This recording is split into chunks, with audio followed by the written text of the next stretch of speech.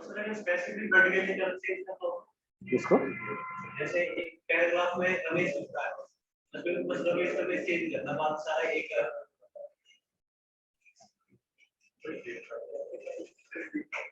ये हमारे पास है, ये मैंने बना रखा है। अब जाकर अगर मैं पेज पर देखूं तो मुझे क्या चाहिए, वो जो सीएसएस मैंने लिखी है, जो स्टाइल वाले फोल्डर के अंदर मैंने सीएसएस लिखी है, वो इंक्लूड कहाँ हो जाए, मेरे इस पर्टिकुलर पेज पर इंक्लूड हो जाए। तो मैं यहाँ पर पेज पर आया, मैंने क्या लिखा, लिंक, हेड सेक्शन में, ठीक है। और जब मैं लिंक लिखता हूँ तो लिंक के साथ में क्या लिखा हुआ है, सीएसएस। हमने फेविकॉन बनाना देखा था कि भाई इमेज कैसे लगाते हैं लोगों पर, वैसे ही हमने लिंक क्या किया, सीएसएस। अब सीएसएस फाइल में यहाँ पर आप देखिए रिलेशन किसके साथ में आ रहा है, स्टाइल सीट के साथ में।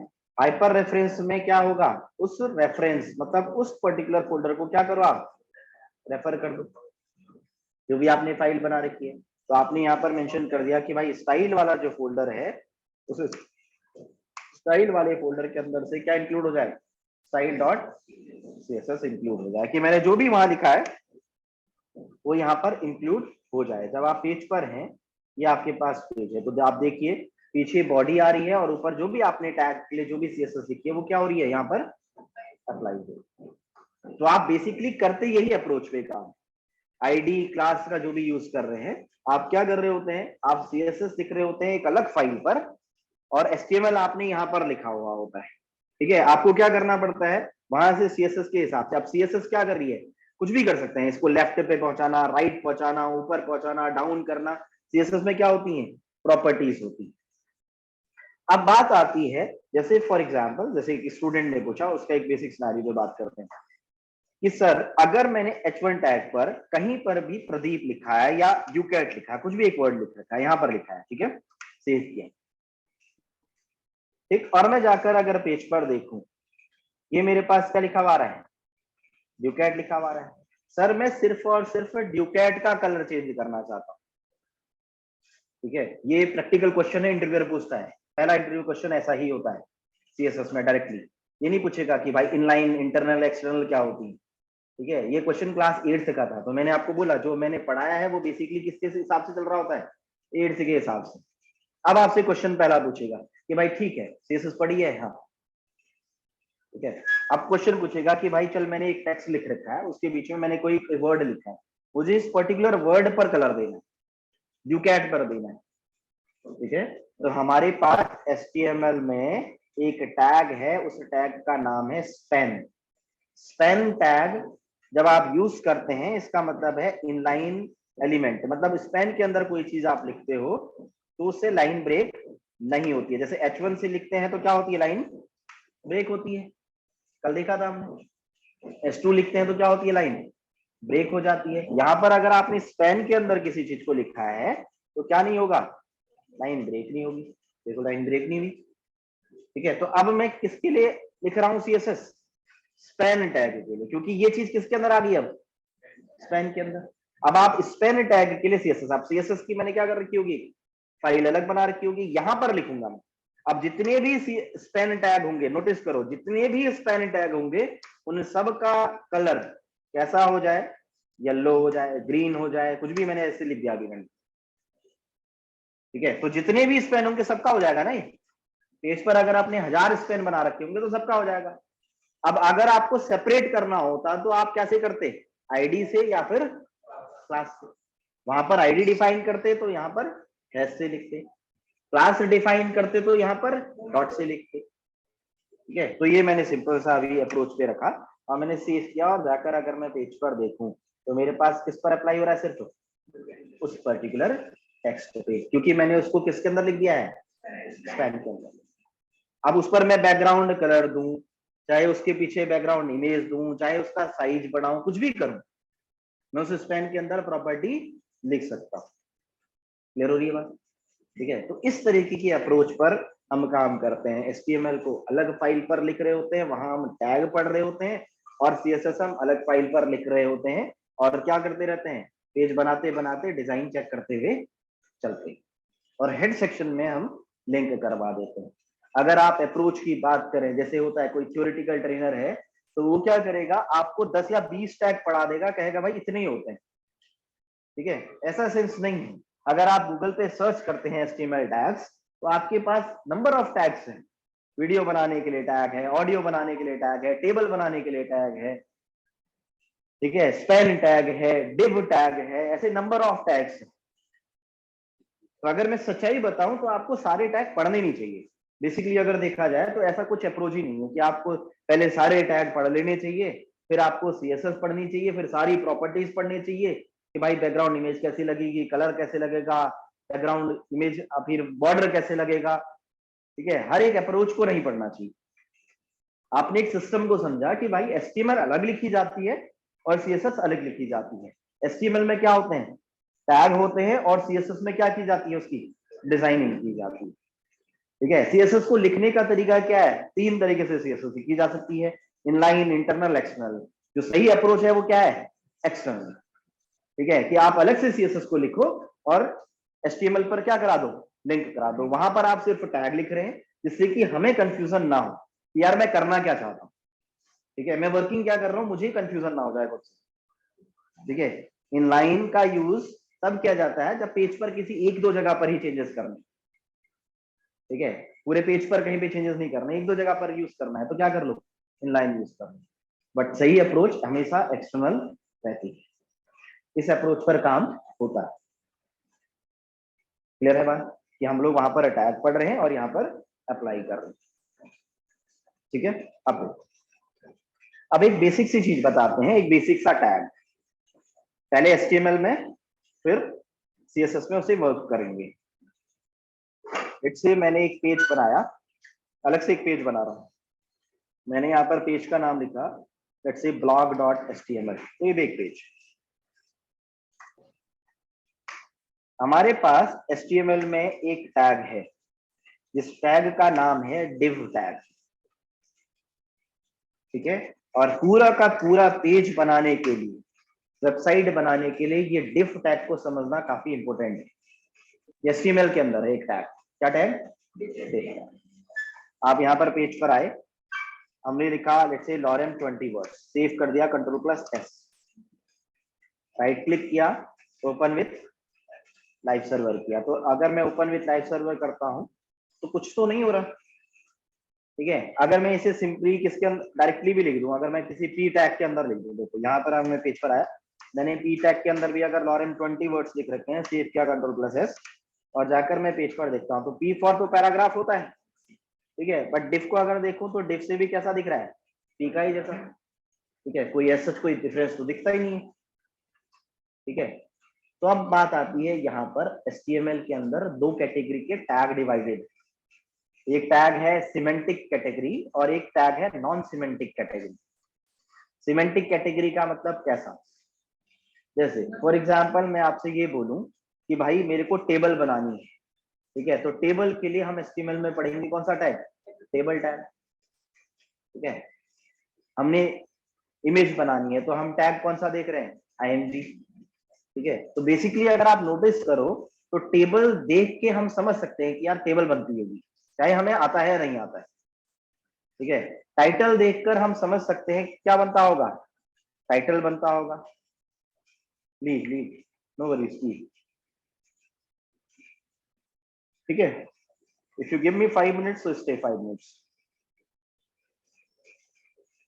अब यहाँ पर पेज पर, अब हमारे पास टेबल है, टाइटल है, ये ऐसे टैग हैं जिन्हें हम देखकर समझ पा रहे हैं कि शायद टेबल ही बनाता होगा यार। ठीक है, टाइटल मतलब शायद ऊपर हेड सेक्शन में आता है यार टाइटल। ठीक है, तो कुछ ना कुछ मतलब समझ सकता है कौन, डेवलपर। बेसिकली बात की जाए तो डेवलपर। तो ऐसे टैग जिन्हें डेवलपर और ब्राउजर इजीली समझते हैं वो टैग हैं सिमेंटिक कैटेगरी के टैग। जैसे कि क्या, एक टैग हमारे पास, अब मैं खाली टैगों के नाम बोल रहा हूँ। ठीक है, जैसे टैग है नैव, नेविगेशन मेन्यू बनाता है, मतलब हेड सेक्शन पे मेन्यू बनाने का काम करता है। फुटर एक टैग है, तो फुटर मतलब देख के थोड़ा पता चलेगा कि यार फुटर मतलब शायद नीचे कुछ होता हो। ठीक है, अगर मैं आपसे बोलूं कि भाई मेरे को क्या लिखना है, एक सेक्शन बनाना है, आर्टिकल बनाना है, एड्रेस, एड्रेस से ऐसा पता चल रहा है कि भाई इसके अंदर शायद एड्रेस लिखते होंगे। ठीक है, तो ये टैग क्या है, ये सिमेंटिक कैटेगरी के टैग, जिन्हें डेवलपर और ब्राउजर थोड़ा देख के समझ सकता है कि शायद ऐसा कुछ किया होगा। ठीक है, चाहे उसने पढ़ा नहीं है अभी तक।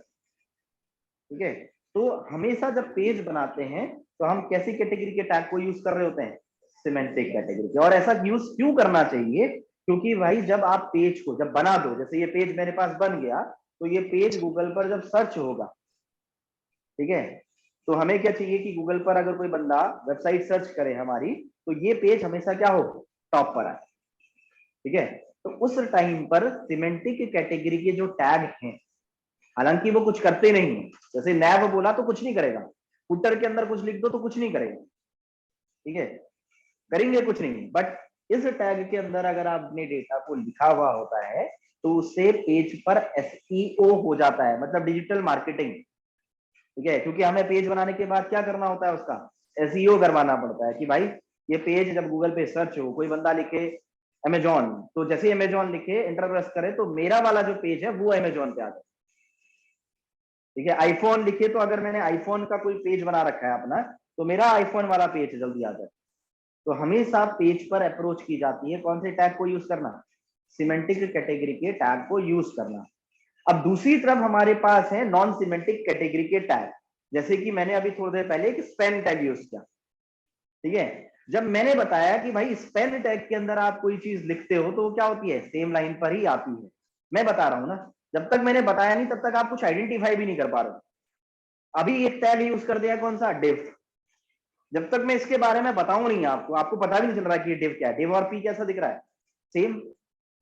ठीक है, ये कौन सी कैटेगरी है, नॉन सिमेंटिक कैटेगरी। जिन्हें इजीली डेवलपर और ब्राउजर नहीं समझ पाता है वो नॉन सिमेंटिक कैटेगरी के टैग है। तो ऐसे कई सारे टैग होंगे जो नॉन सिमेंटिक कैटेगरी में होंगे, कई सारे टैग होंगे जो किसकी कैटेगरी में होंगे, सिमेंटिक कैटेगरी में होंगे। हमें अप्रोच कैसी रखनी चाहिए, सिमेंटिक कैटेगरी को यूज करने की। बट जब स्टार्टिंग में पढ़ रहे होते हैं ना तो डायरेक्टली सिमेंटिक कैटेगरी समझ में नहीं आती है। ठीक है, क्योंकि वहां पर भी क्या है, नैव लिखा है, नैव लिखने से कुछ नहीं पता चलता है, फुटर लिखने से कुछ पता नहीं चलता है कि क्या हो रहा है। ठीक है, सेक्शन लिख दिया, आर्टिकल लिख दिया तो सीधे समझ में नहीं आते हैं। तो जब स्टार्टिंग करी जाती है पेज की डेफिनेशंस के लिए, तो हम पढ़ाते हैं कैसे, डिव टैग को यूज करके शुरुआत। ठीक है, शुरू में कि भाई डिव यूज करो। अब डिव है क्या इसको समझना, ठीक है, कि ये डिव है क्या। डिव का मतलब बेसिकली अगर आप कोई भी वेबसाइट बना रहे हैं तो आप बेसिक कोई भी एक वेबसाइट को देखिए, जैसे फॉर एग्जांपल यही वेबसाइट मेरे पास ओपन हुई है, तो आप यहाँ पर अगर पेज पर देख रहे हैं तो यहाँ पे ये राजू श्रीवास्तव दिख रहा है, इस तरफ ये डब्बा बना हुआ है एक अलग से, यहाँ पर एक अलग से बॉक्सेस बने हुए हैं, ये बॉक्सेस अलग बने हैं। ठीक है, यहाँ साइड में बॉक्सेस अलग है, ऊपर टॉप पर बॉक्सेस अलग है। ठीक है, पेज को क्या कर रखा है, बेसिकली बॉक्स में डिवाइड कर रखा है। देखिए यहाँ पर एक अलग है, ट्रेंडिंग प्रोडक्ट्स का बॉक्स अलग आ रहा है। ठीक है, ये वाला अगर लाइन देखिए तो ये स्टेप क्या है, अलग आ रही है। ठीक है, यहाँ पर हमारे पास क्या हो रहा है, ये बॉक्सेस अलग है। ठीक है, हर एक पेज पर अगर आप नोटिस करते हैं तो आपके पास क्या है, पेज पे अलग अलग बॉक्सेस बने। ठीक है, आप अमेजोन के पेज को देखिए, ये हमारे पास अमेजोन का पेज है। इस अमेजोन के पेज पर नोटिस करो, ये बॉक्स अलग है, ये वाला बॉक्स अलग है, ये वाला बॉक्स अलग है, ये बॉक्स अलग है। ऊपर टॉप पर भी बॉक्स क्या कर रखे हैं, अलग अलग बना रखे हैं। देखिए तो मैं कर्सर लेके जाता हूँ तो दिखते हैं बॉक्स। ठीक है, तो बेसिकली जो डिव है वो बनाता है एक बॉक्स। ठीक है, एक डब्बा बनाता है।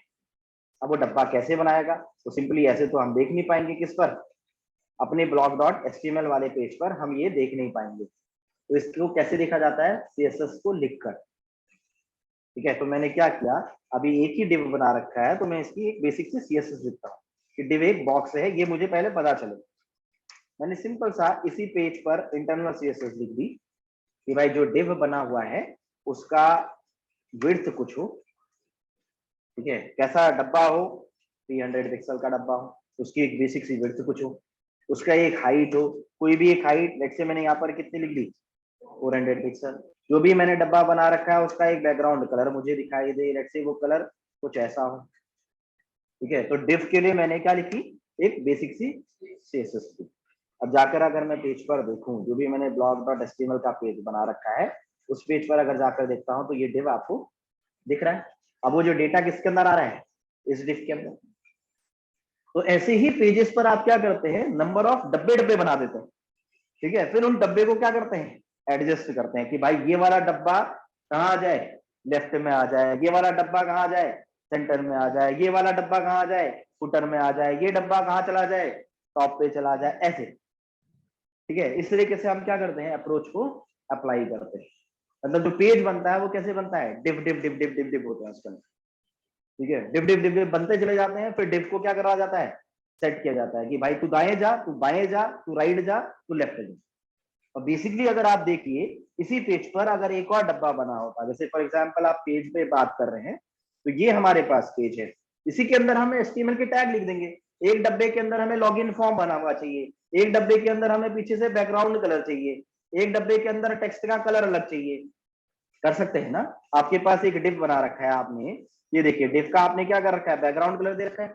अगर आप कहते हैं कि सर मेरे को इस टेक्स्ट का कलर अलग चाहिए, तो टेक्स्ट का कलर के लिए प्रॉपर्टी कौन सी होती है, कलर प्रॉपर्टी। आपने कहा सर जो टेक्स्ट बनाया है वो कलर कैसा दिखे उसका, रेड दिखे। ठीक है, सर जो टेक्स्ट बना रखा है वो थोड़ा सा बोल्ड दिखे, तो आप देखिए बोल्ड दिखे मतलब फॉन्ट वेट प्रॉपर्टी। ठीक है, बोल्ड देखिए तो आप यहाँ पे क्या लिख देते हो, बोल्ड। स्ट्रॉन्ग यूज करते हैं ना एचटीएमएल में, पढ़ाते समय क्या पढ़ाते हैं, स्ट्रॉन्ग। तो वहां पर मैं नोटिस करता हूं कि बच्चे फोकस कर रहे होते हैं टैगों पर। ठीक है, कि भाई स्ट्रॉन्ग के अंदर लिख दो डेटा को, तो हमारे पास जब फॉन्ट के अंदर भी क्या होगी, प्रॉपर्टीज होंगी, तो हमारे पास प्रॉपर्टी मिल गई कौन सी, फॉन्ट वेट। हाइट बढ़ानी है तो फॉन्ट का हाइट कुछ होगा, विड्थ बढ़ानी है तो फॉन्ट का कुछ विड्थ का कुछ होगा। ठीक है, कुछ ना कुछ क्या होगी, प्रॉपर्टीज होंगी। ऐसे अप्रोच पे चलते हैं हम लोग। ठीक है, क्योंकि हमें याद नहीं कर सकते हम। ठीक है, प्रॉपर्टीज याद नहीं कर सकते, आप कितनी प्रॉपर्टी रख लोगे ऐसे।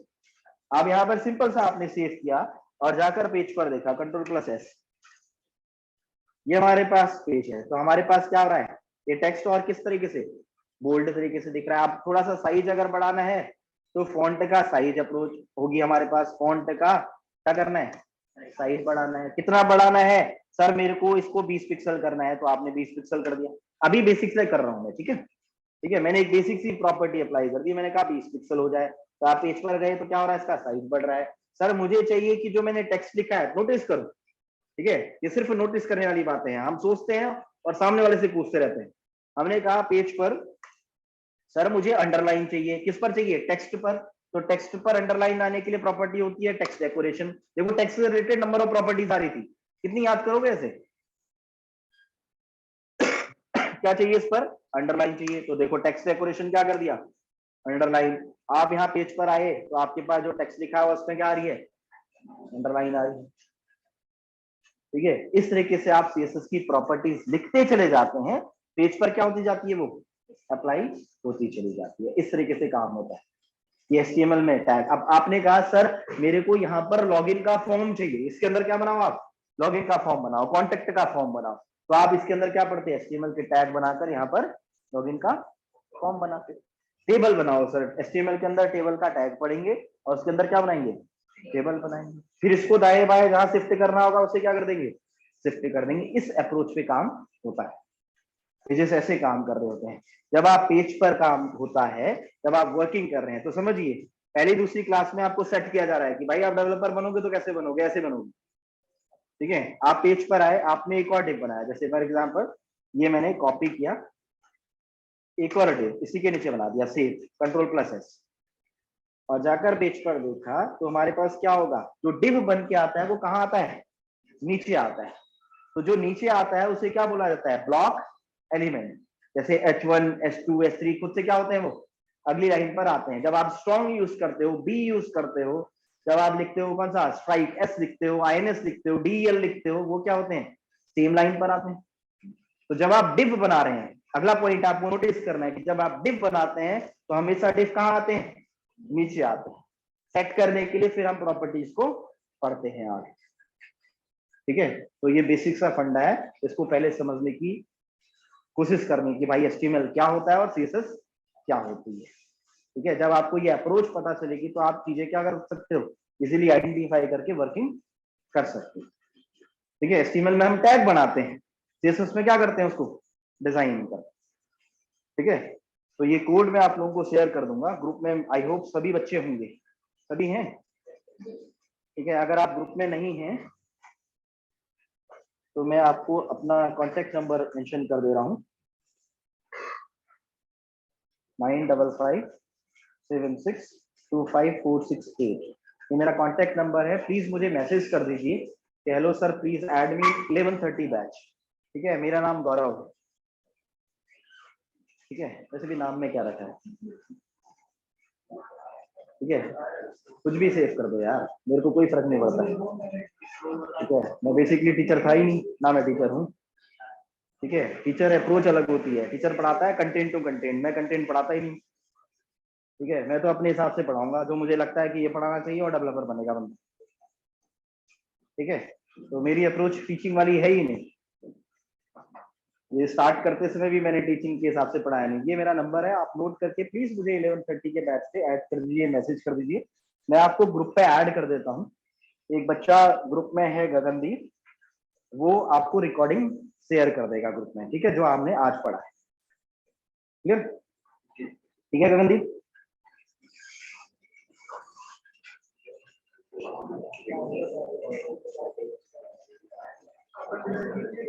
फाइन, तो कल मिलते हैं भाई सेम टाइम।